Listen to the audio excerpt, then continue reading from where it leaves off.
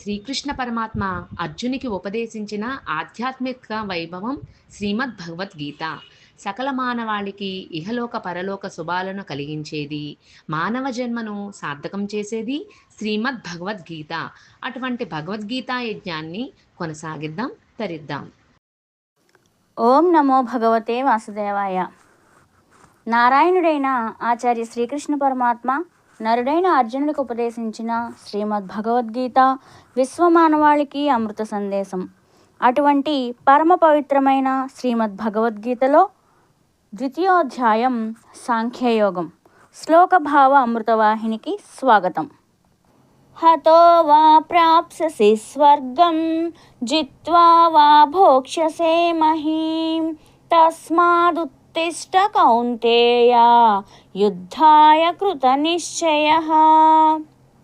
అర్జున, ఒకవేళ నువ్వు ఈ ధర్మయుద్ధంలో శత్రువుల చేత చంపబడితే స్వర్గాన్ని పొందుతావు. అలా కాకుండా నువ్వే జయించినట్లయితే భూలోక రాజ్యాన్ని అనుభవిస్తావు.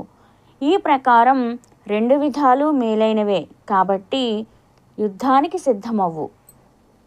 సుఖ దుఃఖే సమే కృత్వా లాభాలాభౌ జయాజయౌ తతో యుద్ధాయ యుజ్యస్వ నైవం పాపమవాప్స్యసి. సుఖ దుఃఖాలలోనూ లాభ నష్టాలలోనూ జయాపజయాలలోనూ సమబుద్ధి కలిగి యుద్ధానికి సంసిద్ధుడవు కమ్ము. ఇలా చేస్తే నువ్వు పాపాన్ని పొందవు. ఏషా తే భిహితా సాంఖ్యే బుద్ధిర్యోగే త్విమాం శృణు బుద్ధ్యా యుక్తో యయా పార్థ కర్మబంధం ప్రహాస్యసి. ఓ అర్జున, ఇంతవరకు సాంఖ్యశాస్త్రంలో చెప్పబడిన ఆత్మతత్వ నిశ్చయాన్ని తెలిపాను. ఇంకా యోగశాస్త్రంలో కర్మయోగ సంబంధమైన వివేకాన్ని నీకు చెబుతున్నాను. దానిని తెలుసుకున్నట్లయితే నువ్వు కర్మబంధం నుండి బాగా విముక్తిని పొందగలవు. కాబట్టి శ్రద్ధతో విను. నేహాభిక్రమనాశోస్థి ప్రత్యవాయో న విద్యతే స్వల్పమప్యస్య ధర్మస్య త్రాయతే మహతో భయాత్. ఈ కర్మయోగం ప్రారంభించబడింది. ఇది నిష్ఫలం కాదు. పూర్తవడానికి ముందుగా ఏ కారణం చేతైనా మధ్యలో నిలిచిపోయినా దోషం లేదు. ఈ కర్మయోగానుష్ఠానము అనే ధర్మం కొంచెమైనా గొప్పదైన సంసార భయం నుండి రక్షిస్తుంది. వ్యవసాయాత్మికా బుద్ధి ఏకేహ కురు నందన బహుశాఖాహనంతాశ్చ బుద్ధయో వ్యవసాయినాం. అర్జున, ఈ కర్మయోగానుష్ఠానంలో నిశ్చయంతో కూడిన బుద్ధి ఒకటే. నిశ్చయం లేని వారి యొక్క బుద్ధులు అనేక రకాలుగా అనంతాలుగా ఉన్నాయి. యామిమాం పుష్పితాం వాచం ప్రవదంత్య విపశ్చితః వేదవాదరతాః పార్థ నాణ్యదస్తితి వాదినః. కామాత్మానః స్వర్గపరా జన్మ కర్మ ఫలప్రదాం క్రియా విశేష బహుళాం భోగైశ్వర్యగతిం ప్రతి భోగైశ్వర్య ప్రసక్తానాం తయాపహృత చేతసాం వ్యవసాయాత్మికా బుద్ధి సమాధౌ న విధీయతే.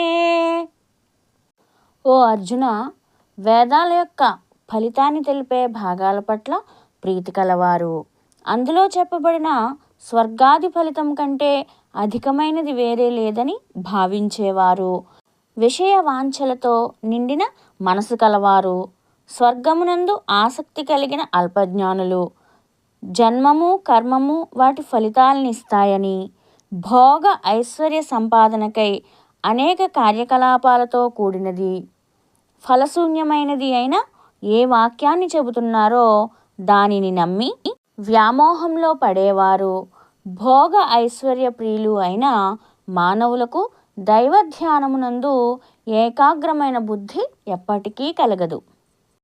త్రైగుణ్య విషయా వేదా నిస్త్రైగుణ్యో భవార్జున నిర్ద్వంద్వో నిత్యసత్వస్థో నిర్యోగక్షేమ ఆత్మవాన్.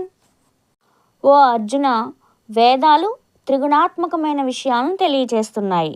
నువ్వు త్రిగుణాలను వదిలినవాడవు, ద్వంద్వాలు లేనివాడవు, ఎల్లప్పుడూ శుద్ధ సత్వాన్ని ఆశ్రయించిన వాడవు, యోగక్షేమాల దృష్టి లేనివాడవు, ఆత్మజ్ఞానివి అగుము.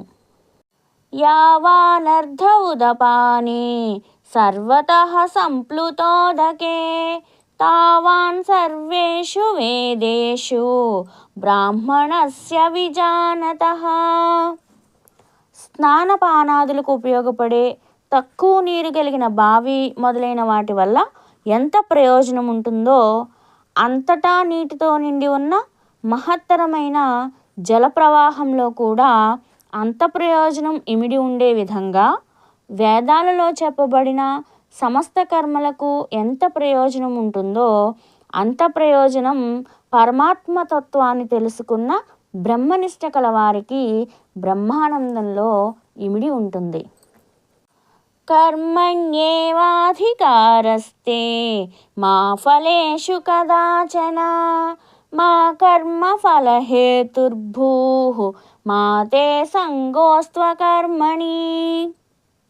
అర్జున, నీకు కర్మ చేయటి యందే అధికారము కలదు. కర్మ ఫలితాన్ని ఆశించుట యందు నీకు అధికారము లేదు. కర్మ ఫలితానికి నువ్వు కారణభూతుడు కాకూడదు. కర్మను మానుట యందు కూడా నీకు ఆసక్తి కలగకూడదు.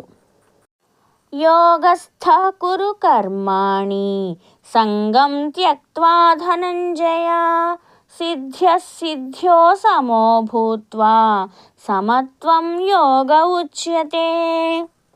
ఓ అర్జున, నువ్వు యోగనిష్టయందు ఉండి నేను నాది అనే అభిమానాన్ని విడిచి ఫలితాన్ని పొందినా పొందకపోయినా సమానంగా ఉన్నవాడవై కర్మలను ఆచరించు. ఇలాంటి సమబుద్ధినే యోగము అని అంటారు అని శ్రీకృష్ణ పరమాత్మ అర్జునుడికి ఉపదేశించారు. ఓం నమో భగవతే వాసుదేవాయ. శ్రీమద్ భగవద్గీత 2వ అధ్యాయం సాంఖ్యయోగం. ఈ అధ్యాయంలో మిగిలిన భాగాలను వినడానికి, శ్రీమద్ భగవద్గీతలో మిగిలిన అధ్యాయాలు వినడానికి, అలాగే తెలుగు సాహిత్య ఆధ్యాత్మిక విషయాలను తెలుసుకోవడానికి ఈ ఛానల్ని సబ్స్క్రైబ్ చేసుకోండి. శ్రీకృష్ణ అర్పణమస్తు.